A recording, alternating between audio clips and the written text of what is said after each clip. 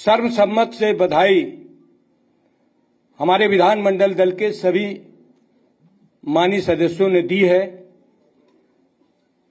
उनका स्वागत किया है और जनता को भी, मतदाताओं को भी आभार भी व्यक्त किया गया है, धन्यवाद दिया है कि समाजवादी पार्टी के नेता माननीय श्री अखिलेश यादव जी के कुशल नेतृत्व में जो चुनाव हुआ है, उनके नेतृत्व का भी अभिनंदन किया गया है। माननीय श्री अखिलेश यादव जी विधानमंडल दल के नेता चुने गए हैं और विधायक दल के भी नेता चुने गए हैं। उनके विधायक दल के नेता चयन का प्रस्ताव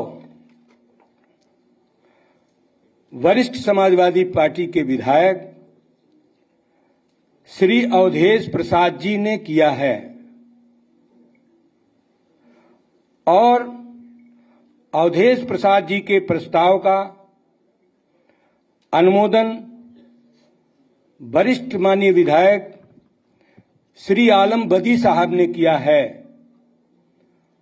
और अवधेश प्रसाद जी द्वारा रखे गए प्रस्ताव का समर्थन आलम बदी साहब के साथ साथ सभी निर्वाचित माननीय विधायक गणों ने किया है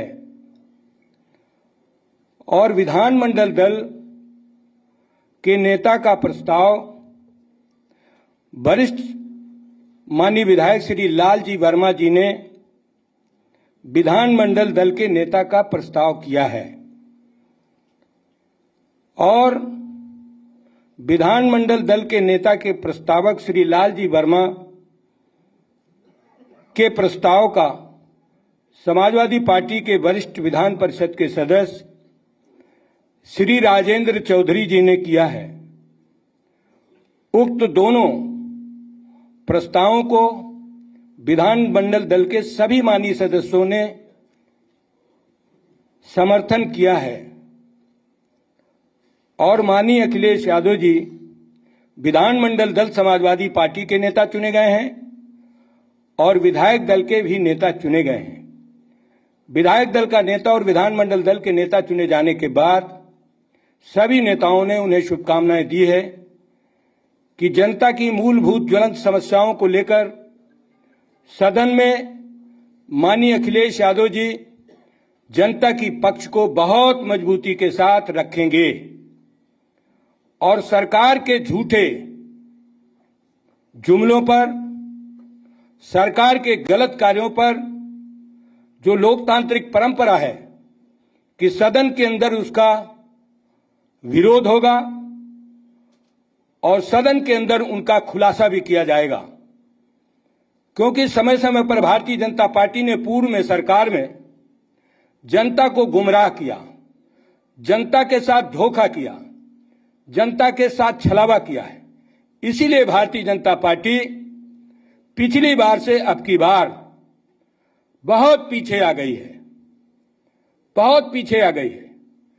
जनता ने माननीय अखिलेश यादव जी पर विश्वास किया और जनता ने माननीय अखिलेश यादव जी को उत्तर प्रदेश के मुख्यमंत्री बनाने के लिए वोट दिया, लेकिन भारतीय जनता पार्टी की सत्ता का दुरुपयोग और सत्ता के माध्यम से अधिकारियों का भी दुरुपयोग किया गया। सर्वप्रथम तो चुनाव आयोग ने जिस समय मतदाता सूची के पुनरीक्षण का काम शुरू किया था, सबसे पहले भारतीय जनता पार्टी के नेताओं के इशारे पर कुछ अधिकारियों ने पहले तो मतदाताओं को मतदाता सूची से वंचित किया। बड़ी तादाद पर एक एक विधानसभा में 10 से 15 हजार तक समाजवादी पार्टी समर्थक मतदाताओं के नाम हटा दिए गए, जो मतदाता सूची में उनको चुनाव आयोग के लगे हुए कुछ कर्मचारियों ने उन समाजवादी समर्थक मतदाताओं के नाम हटाए। इसके बाद लोकतंत्र को बीजेपी ने कलंकित कर दिया। पूरी दुनिया में भारतीय जनता पार्टी ने उत्तर प्रदेश के चुनाव में जो नंगा नाच किया, उससे हमारा लोकतंत्र कलंकित हुआ। देश का सबसे बड़ा राज्य, जहां पर केंद्रीय हुकूमत, अन्य राज्यों की हुकूमत के लोग उत्तर प्रदेश में आकर के धन बल का, सत्ता बल का दुरुपयोग किया और दुरुपयोग से चुनाव परिणाम को भी प्रभावित किया। मतगणना में भारी अनियमितताएं हुई, जीतने वाले हार गए और हारने वाले जीत गए। बहुत बड़ी तादाद पर समाजवादी पार्टी के मानी प्रत्याशी गण चुनाव जीत रहे थे, लेकिन सत्ता के इशारे पर चुनाव कर्मी भी, कुछ चुनाव कर्मी जिन्होंने सत्ता का ध्यान रखते हुए लालच में भारतीय जनता पार्टी के हारे हुए लोगों को जिताने का काम किया। मीडिया के माध्यम से पूरे प्रदेश की मतगणना का हाल आ रहा था और मतगणना में समाजवादी पार्टी के उम्मीदवार बड़े वोटों से जीत रहे थे, लेकिन जैसे ही ये पता चला कि समाजवादी पार्टी की सरकार बन जाएगी, जानबूझ करके मतगणना में भी हेरफेर करके चुनाव को प्रभावित किया गया और लोकतंत्र को कलंकित करके भारतीय जनता पार्टी की सरकार बनाई गई है। भारतीय जनता पार्टी दोहरे चरित्र की पार्टी है। भारतीय जनता पार्टी ने जनता से जो वादा किया, पिछले 5 वर्ष में उसे भी पूरा नहीं किया।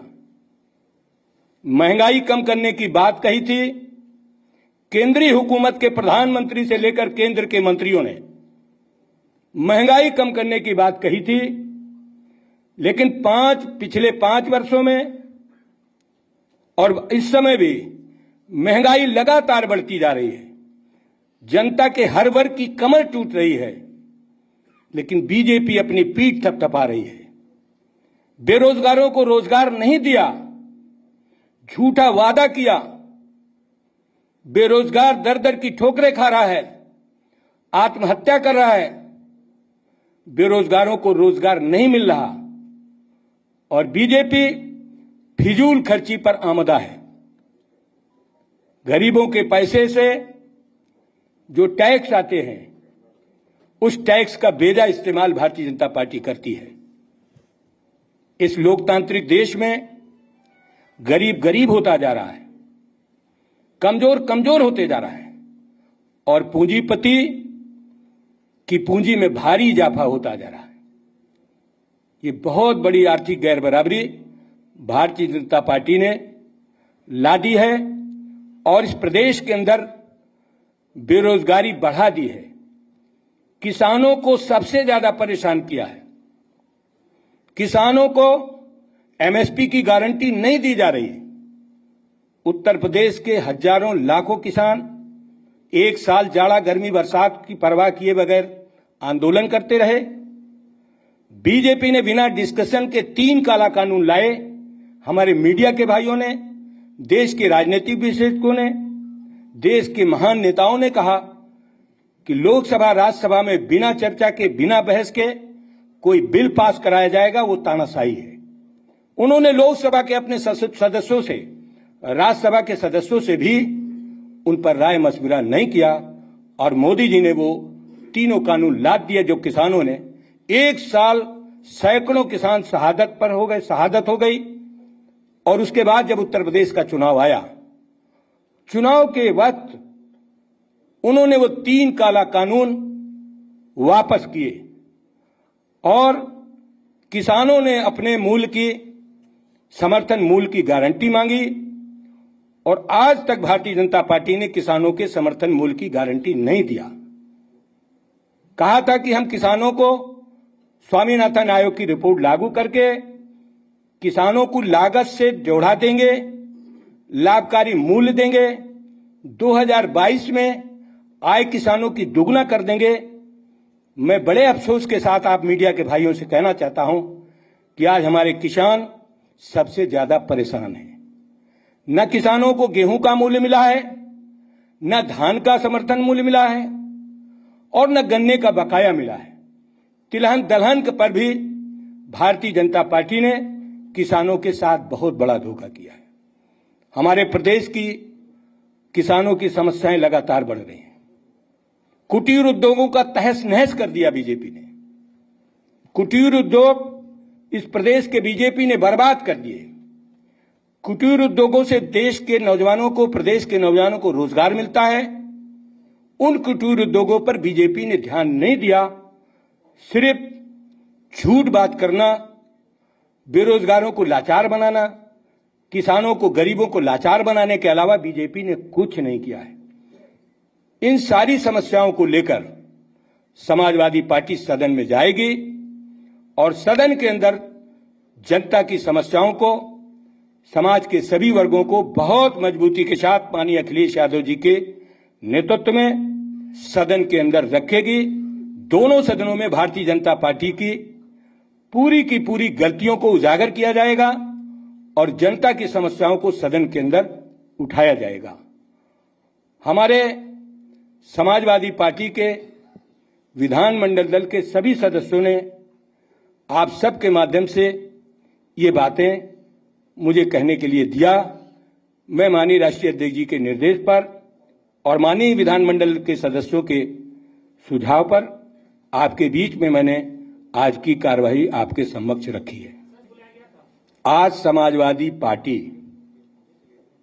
जो समाजवादी पार्टी के माननीय विधायक हैं, उनको बुलाया गया था और 28 तारीख को जो हमारे सहयोगी दल हैं, भले ही वो साइकिल सिंबल से लड़े हों या हमारे छड़ी से लड़े हों या लिफाफा से लड़े हों या किसी और चुनाव चिन्ह से लड़े हों, उन सभी सहयोगी दलों की 28 तारीख को बैठक बुलाई गई है और उसमें वो सभी लोग आएंगे। नहीं, शिवपाल जी 28 को आएंगे। उन्हीं से पूछना। शिवपाल जी, माननीय शिवपाल जी को उनका दल है, सहयोगी दल हैं। सहयोगी दलों को, उनके सभी विधायकों को 28 तारीख को बुलाया गया है, आमंत्रित किया गया है। सभी लोग आएंगे।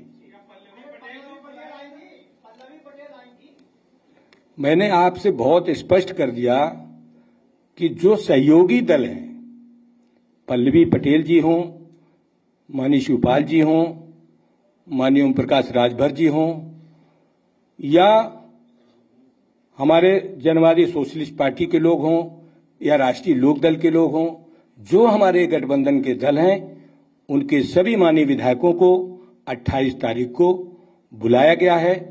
समाजवादी पार्टी के नेता माननीय श्री अखिलेश यादव जी उन सब से बात करेंगे और सहमति बनाकर के सदन के अंदर इन समस्याओं को रखेंगे।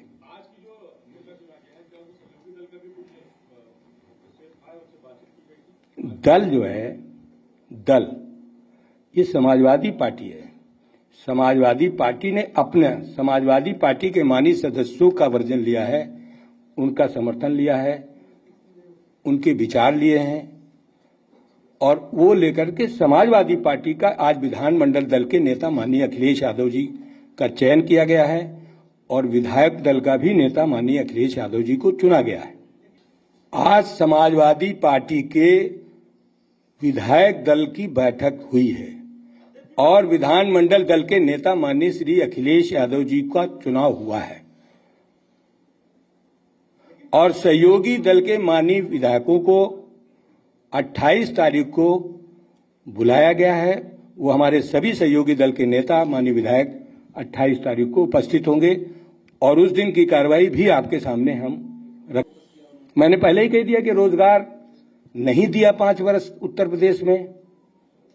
2 करोड़ लोगों को रोजगार देने की बात भारतीय जनता पार्टी ने देश में कही थी। उस रेशियो से आप यूपी के रोजगार जोड़िए। आप लोगों ने समय समय पर चैनल के माध्यम से, अखबार के माध्यम से, मैगजीन के माध्यम से भारतीय जनता पार्टी की कार्रवाई को जनता के सामने रखा। इसीलिए नौजवान समाजवादी पार्टी के नेता माननीय अखिलेश यादव जी के पक्ष में खड़े थे। देखिए, वो विकास के हिसाब से नहीं मंत्रिमंडल बना रहे, वो 2024 के हिसाब से बना रहे कि 24 में हम किस तरीके से जीते। उनको विकास से लेना देना नहीं है, रोजगार से लेना देना नहीं है, किसानों की परेशानी से लेना देना नहीं है, आम आदमी की समस्याओं से लेना देना नहीं है।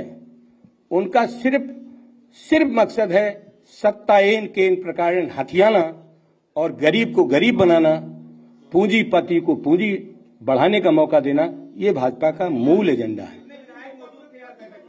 सभी विधायक मौजूद थे। एक माननीय विधायक जी की माता जी का, सैसवान के विधायक ब्रजेश जी की माता जी का आज ही 4 बजे देहांत हुआ है। तो आप हमसे ज्यादा समझदार हैं। उनके बेटे थे। आप सबसे सुझाव चाहते हैं, आप समीक्षा करके हम लोगों को सहयोग करो। अब आपसे हम सहयोग मांग रहे हैं। चलिए, आप सभी लोग आए, आप सबका बहुत बहुत धन्यवाद। और आपका जो सहयोग चुनाव में भी मिला है लोकतंत्र की रक्षा में, उसके लिए भी मैं आप सबका आभारी हूं।